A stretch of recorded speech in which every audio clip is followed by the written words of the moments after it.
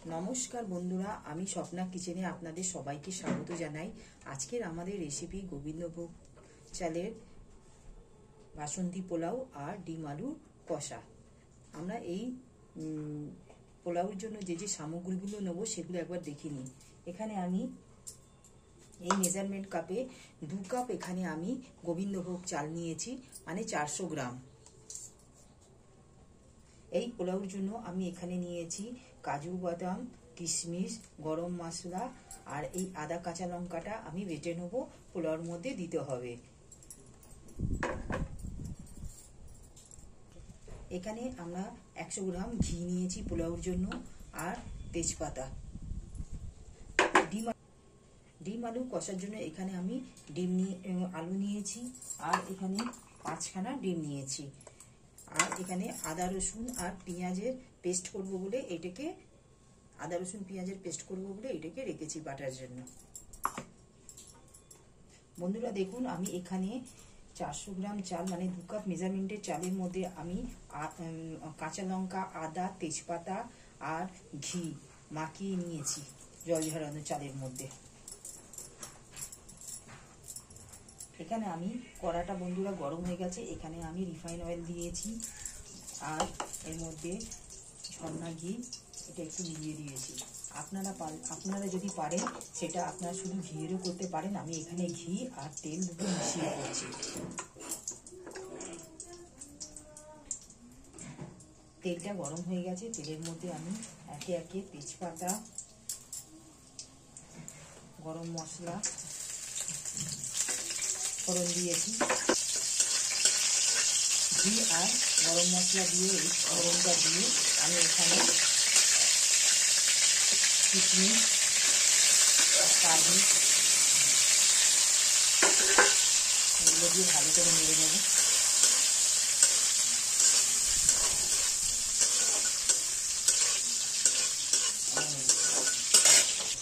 দেখুন বন্ধুরা, আমরা এই গোবিন্দভোগ চালে এই কাঁচা লঙ্কা, আদা, তেজপাতা দিয়ে ঠিক মেখে নেওয়ার পর ঠিক কত সুন্দর এইরকম হলুদ গুঁড়ো দিয়ে কত সুন্দর কালারটা এসেছে। এখানে আমি 2 চামচ হলুদের গুঁড়ো দিয়েছিলাম, দেওয়ার পর খুব সুন্দর কালার এসেছে।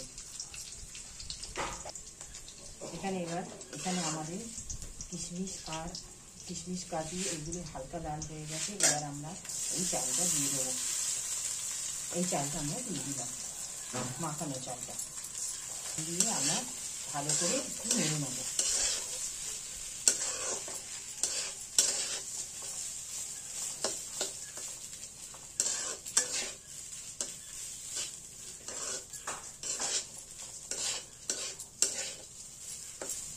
নেড়ে হালকা করে আমরা ভেজে নেব।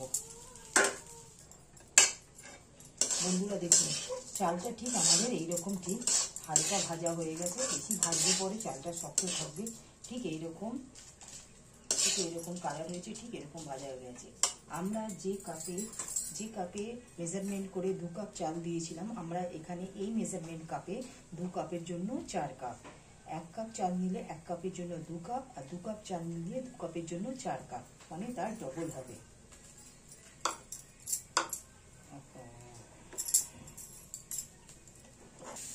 এখানে আমি 4 কাপ জল, 2 কাপ চালের জন্য 4 কাপ জল নিয়েছিলাম। জলটাকে একটু গরম করে নিয়েছিলাম। গরম করে এই আমরা মেজারমেন্ট কাপে জলগুলো দিয়ে দেবো। 1 কাপ, এই 3 কাপ দিলাম, এই লাস্ট কাপ দিলাম 4 কাপ। এই 4 কাপ জল দিয়ে ভালো করে নেড়ে অপেক্ষা করব, চালটা ফুটবে। তার মধ্যে আমরা নুন দিয়ে দেবো। সামান্য নুন,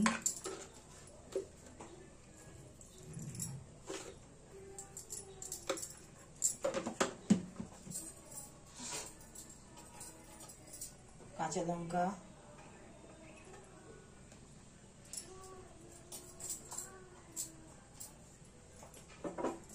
সামান্য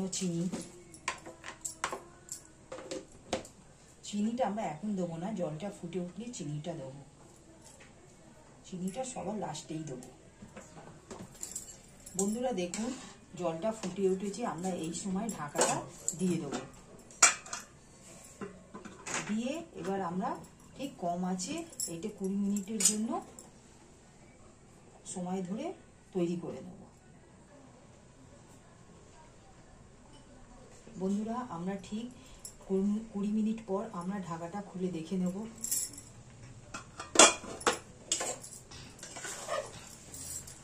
দেখুন বন্ধুরা, জলটা ঠিক শুকিয়ে গেছে। ঠিক আমরা এই পর্যায়ে চিনিটা দিয়ে দেব। এবার চিনির পরিমাণ আপনারা যে যেরকম মিষ্টি খান সেরকম দেবেন, কারণ বাসন্তী পোলাও তো একটু মিষ্টি হয়, তাই আমরা একটু মিষ্টি বেশি দেবো।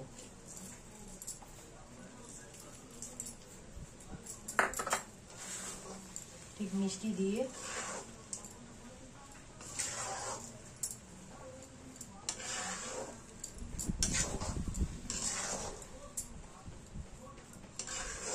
আমরা আর 5 মিনিট রেস্টে রেখে দেবো। দেখবেন ঠান্ডা হলে ঠিক ঝুরঝুরে হয়ে যাবে। বন্ধুরা আমরা ঠিক 5 মিনিট পর ঠিক ঘুরে এলাম। দেখুন কত সুন্দর হয়ে গেছে। এবার আমরা নামানোর সময় একটু ঘি, সামান্য একটু গরম মশলা গুঁড়ো, এখানে গুঁড়ো গরম মশলা দিয়ে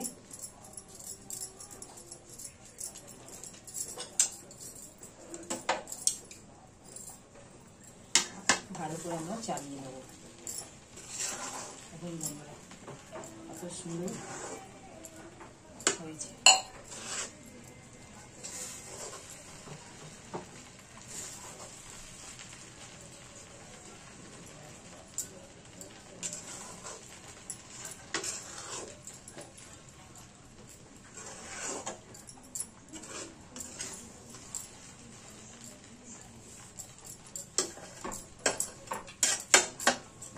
দেখুন বন্ধুরা, ঠিক আমাদের বাসন্তী পোলাও ঠিক কত সুন্দর তৈরি হয়ে গেছে।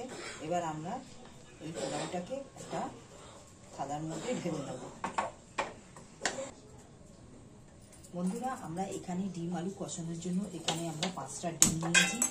ডিমের মধ্যে আমরা এই জল দিয়ে দেবো। ডিমটা সেদ্ধ করার জন্য 10 মিনিট আমরা অপেক্ষা করব।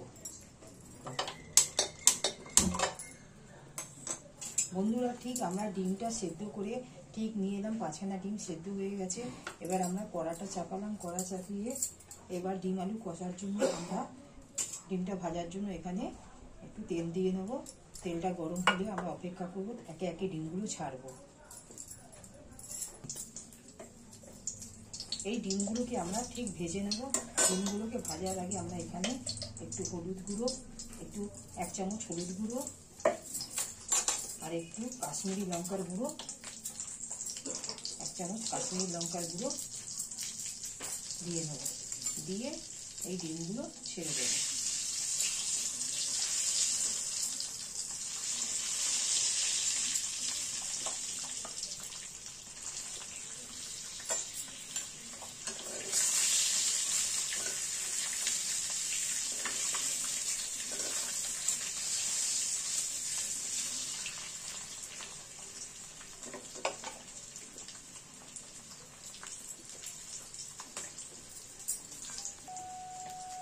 ডিমগুলোর মধ্যে একটু সামান্য নুন দিয়ে দেবো।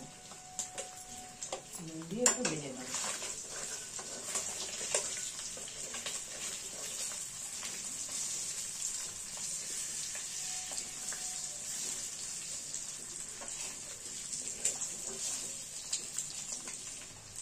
বন্ধুরা দেখুন আমাদের ডিমগুলো ঠিক লাল লাল করে ভাজা হয়ে গেছে। আমরা এবার তুলে নেব ডিমগুলো।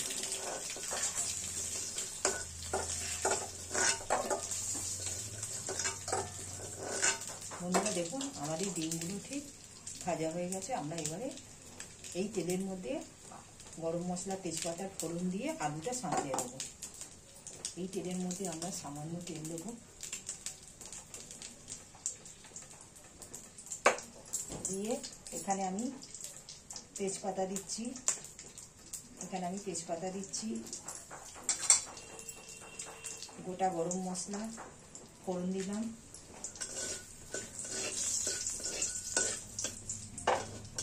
ফোড়নটা পুড়ে গেলে আমি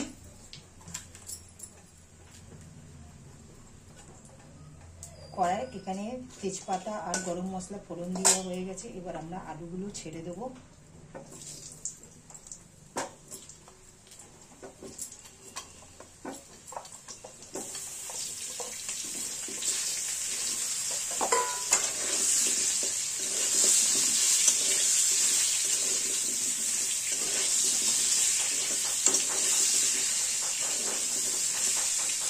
আলুগুলোর মধ্যে আমরা নুন,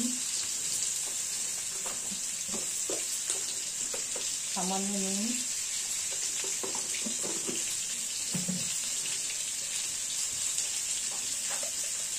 সামান্য হলুদ দিয়ে চাপা দিয়ে দেবো।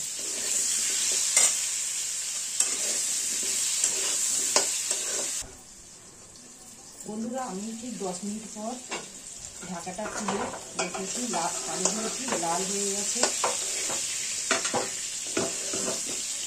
ঠিক আলুগুলো ঠিক এইভাবে দেখুন বন্ধুরা, ঠিক আলুগুলো লাল হয়ে গেছে এইভাবে।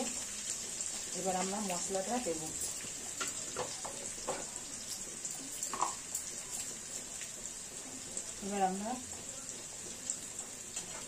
এবার আমরা আদা, রসুন, পেঁয়াজ, হলুদ গুঁড়ো, লঙ্কা গুঁড়ো এই মশলার পেস্টটা করে রেখেছি, সেইগুলো এই আলুর মধ্যে দিয়ে আমরা কষিয়ে নেব।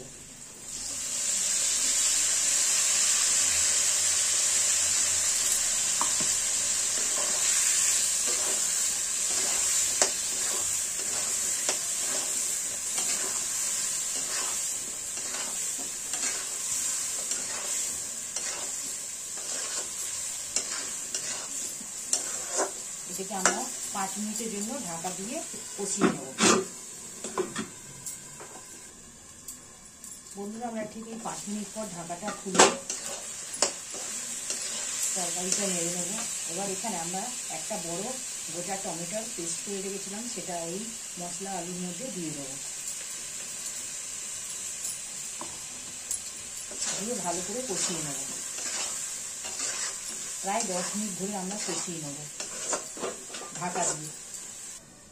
বন্ধুরা, আমরা এই ঢাকাটা খুলে দেখব। ঢাকাটা খোলার পর আমরা মশলাটা ঠিক তৈরি হয়ে গেছে। এই মুহূর্তে আমরা একটু সামান্য নুন দিয়ে দেবো তরকারির মধ্যে। নুনটা দিয়ে এখানে একটু কসুরি মেথি রেখেছি, এই কসুরি মেথিটা এখানে কসুরি মেথিটা একটু দিয়ে দেবো হালকা ক্রাশ করে। দিয়ে আলুটা ভালো করে কষিয়ে নেব।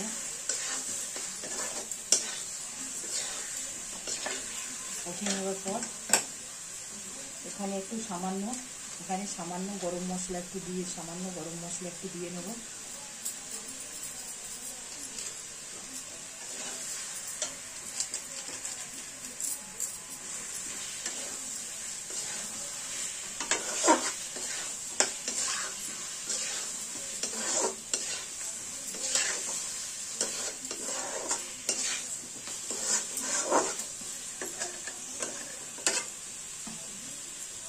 আর স্বাদ অনুসারে একটু নুন মিষ্টি ব্যালেন্স দিলে খুবই ভালো হয়।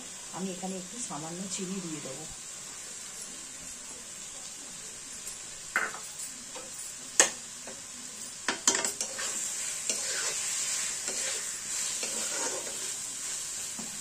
দিয়ে 5 মিনিট আর কষবো, তারপর আমরা জল দিয়ে দেবো।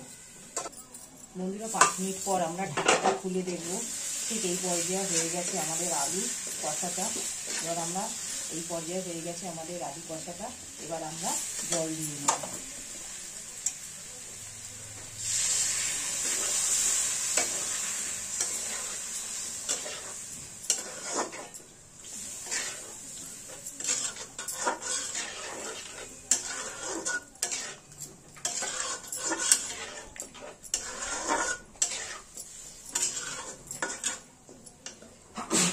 এই আলুগুলো চাপা দিয়ে দেবো। আলুগুলো সেদ্ধ হয়ে গেলে ডিমগুলো ওপরে বিছিয়ে দেবো আমরা। বন্ধুরা, আমরা ঠিক 10 মিনিট পর ঘুরে এলাম, দেখলাম চাপাটা খুলে দেখলাম তরকারিটা আলুটা পুরো সেদ্ধ হয়ে গেছে। দেখুন বন্ধুরা,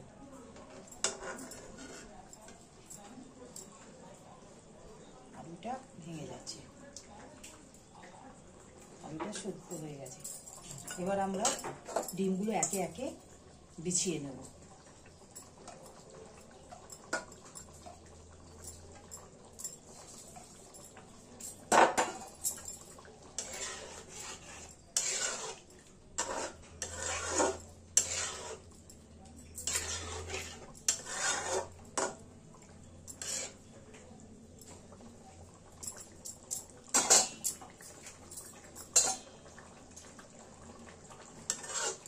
ঠিক এইভাবে ফোটার পর আমরা এখানে সামান্য একটু শাহি গরম মশলা ছড়িয়ে দেবো।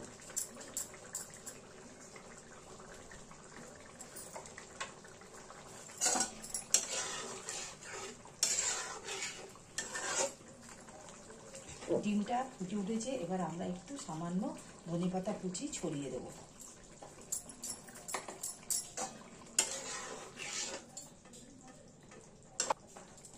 ধনেপাতাটা কুচি ছড়িয়ে দিয়েছি।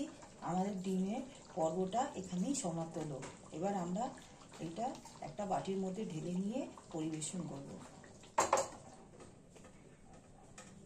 দেখুন বন্ধুরা, আমাদের শেষ পর্যন্ত বাসন্তী পোলাও আর ডিম আলুর কষা তৈরি হয়ে গেল। দেখুন কত সুন্দর ঝরঝরে পোলাও হয়েছে, আর এখানে ডিম আলু কষাটাও খুব সুন্দর হয়েছে। আপনারা যদি ভালো লাগে এটি বাড়িতে বানিয়ে খাবেন। প্লিজ আমাকে সাবস্ক্রাইব, শেয়ার আর লাইক করবেন। এরপর আমরা পরের ভিডিওতে আবার নতুন কিছু রেসিপি নিয়ে আসবো। ধন্যবাদ।